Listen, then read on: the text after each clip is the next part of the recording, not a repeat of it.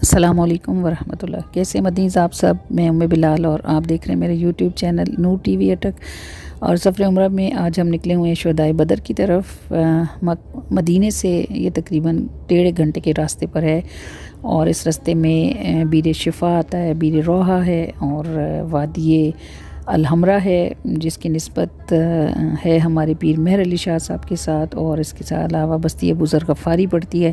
رستے میں جبل الملائکہ ہیں، مطلب اس ایک رستے میں کافی ساری زیارات موجود ہیں۔ تو میں کوشش کرتی ہوں کہ اس ویڈیو میں آپ کو 1 بائی 1 ساری زیارات آپ کو کرواؤں، اور آپ بھی ہمارے ساتھ اس سفر میں شریک ہوں۔ جب ساتھ ہے تو پھر مسافر لٹ نہیں سکتا، یقین جب ڈراتا ہے خدا میرا، ہوا جب سے خدا میرا، ہوا جب سے نہیں کچھ بھی ڈراتا ہے خدا، جب چاہتا ہے کہ خدا جب چاہتا کوئی نہ ویکھ جنگ نہ مکان بغاوت، ہر شے اتھوں دی سوغات ویکھ۔ کیا کبھی آپ نے سوچا کہ اللہ نے اس قدر خوبصورت کلام سواد پیدا کر کے پھر گنبد خضرا کو مدینے میں ہی کیوں رکھا؟ اس کا سبب یہی ہے کہ اللہ پاک یہ چاہتا ہے کہ لوگ مدینے صرف حضور کے لیے آئیں، اپنے محبوب کی محبت میں لوگوں کو مدینے لاتا ہے، اس کے سوا کسی اور طرف خیال بھی جانے نہیں۔ جنگ نہ مکان بغاوت، ہر شے اتھوں دی سوغات، دل وچوں وچ کہندا ایک بات، مدینے جائی جا کوئی نہ مدینے جائی جا کوئی نہ، دل وچوں وچ کہندا ایک بات، مدینے جائی جا کوئی نہ۔ بدر کے رستے میں ہمارا پہلا پڑاؤ بیر روحہ تھا۔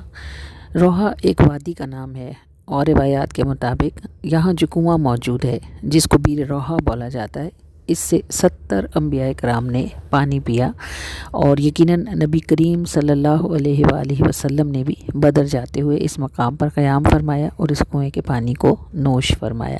اس کی برکات کی وجہ سے جوق در جوق حاجی اس کنویں کی طرف آتے ہیں اور یہاں سے پانی بھر کر اپنے اپنے وطن کو لے جاتے ہیں۔ شروع میں تو پانی یہاں سے کھینچنا پڑتا تھا، لیکن لوگوں کے رش کو دیکھ کر سعودی گورنمنٹ نے یہاں موٹریں لگوا دی ہیں اور پانی کے لیے ٹینکیاں بنوا دی ہیں، تو اب سہولت ہے کہ آپ ٹوٹیوں سے پانی بھریں، بوٹلز بھر لیں اور اپنے اپنے ملک میں لے جائیں۔ بیر روحہ یہ انبیاء کرام کی نسبت کی وجہ سے ایک مبارک مقام کنواں بھی ہے، اور یہ وادی نبیوں کی نسبت کی وجہ سے مبارک وادی شمار ہوتی ہے۔ بیر روحہ سے کچھ آگے فاصلے پر بیر شفا ہے، اور اس کنویں کے پانی کی وجہ شہرت یہ ہے کہ مختلف روایات کے مطابق اس کنویں کا پانی کڑوا تھا۔ نبی کریم صلی اللہ علیہ وآلہ وسلم نے اس میں اپنا لعاب دہن مبارک ڈالا تو یہ پانی میٹھا ہو گیا۔ ابھی تو یہ ایک پرانی تصویر ہے جس میں ڈول کے ذریعے سے پانی نکالتا ہوا دکھایا جا رہا ہے، لیکن در حقیقت اب اس پر لوہے کے جنگلے ہیں اور پانی کی کافی بڑی مقدار یہاں موجود ہے۔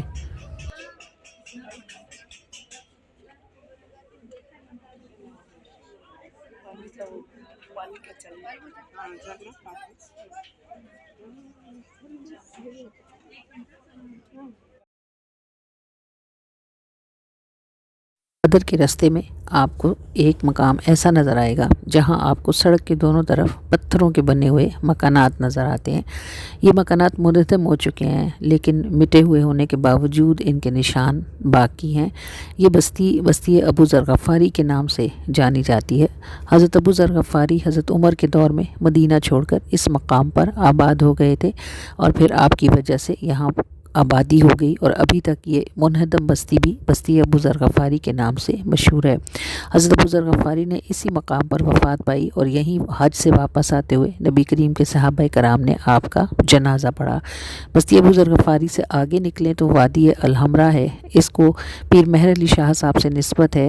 دوران سفر حج پیر مہر علی شاہ صاحب نے اسی وادی الحمرا میں نبی کریم صلی اللہ علیہ وآلہ وسلم کا دیدار کیا تھا اور یہیں آپ نے اج سکھ مترا دی ودیری ہے جیسی خوبصورت اور عظیم نعت تحریر فرمائی تھی۔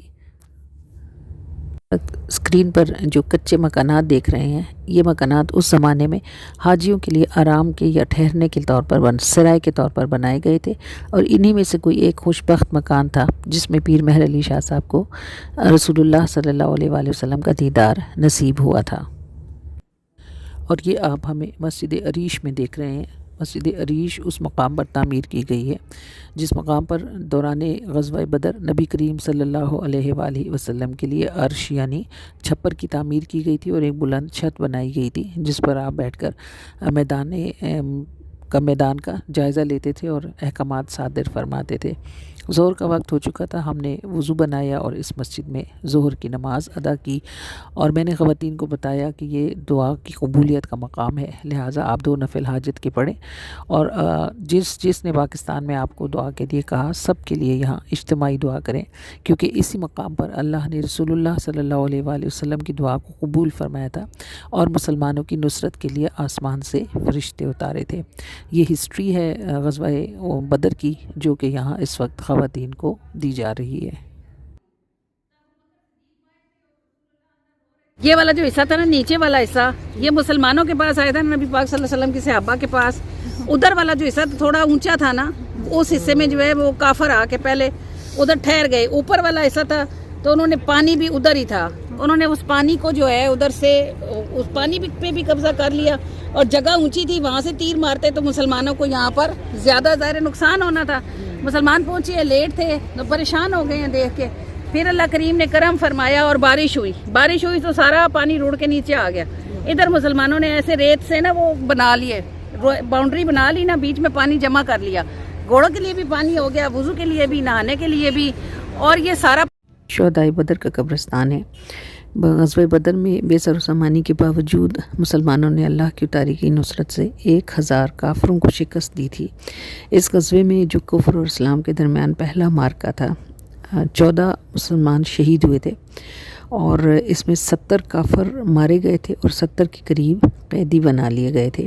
یہاں رک کر فاتحہ خوانی کی جاتی ہے اور بدر سے واپسی پر جو یہ منظر آپ دیکھ رہے ہیں، غزوہ بدر سے واپسی پر جبل الملائکہ کے نام سے پہاڑ ہیں جو بالکل ریت کے بنے ہوئے پہاڑ ہیں، اور حیرت کی بات یہ ہے کہ یہ ریت نہ تو اپنی جگہ چھوڑتی ہے اور نہ ہی اپنی جگہ سے اڑتی ہے۔ اس پہاڑ کے متعلق بھی مقامی لوگوں میں یہ روایات پائی جاتی ہیں کہ اللہ تعالیٰ نے میدان بدر میں جو 5000 فرشتے مسلمانوں کی مدد کو بھیجے تھے، ان کو انہی پہاڑوں پر اتارا گیا تھا اور ان کی ہیبت کی وجہ سے یہ پہاڑ پتھروں سے ریت میں تبدیل ہو گئے تھے۔ واللہ عالم بالصواب۔ ہماری اس سفر کی آخری زیارت تھی اور اس کے بعد ہم واپسی کے راستے پر تھے۔ تقریباً ہمیں اپنے ہوٹل پہنچنے میں 1.5 گھنٹے کا وقت لگا۔ میں کوشش کر رہی ہوں مدنیس کہ جہاں جہاں بھی ہم جائیں، جو کچھ بھی ہم دیکھیں، ہم اپنے ساتھ آپ کو شریک سفر رکھیں۔ آپ ضرور ہماری ویڈیوز کو لائک کریں، شیئر کریں اور ہمارے چینل کو سبسکرائب کریں اور ہمیں ضرور کمنٹس کر کے بتایا کریں کہ آپ کو یہ سب کچھ کیسا لگ رہا ہے۔ اپنی دعاؤں میں ہمیں بہت یاد رکھیے گا اور ہر دیکھنے والا ہماری دعا میں شامل ہے۔ الحمدللہ۔ السلام علیکم ورحمۃ اللہ وبرکاتہ۔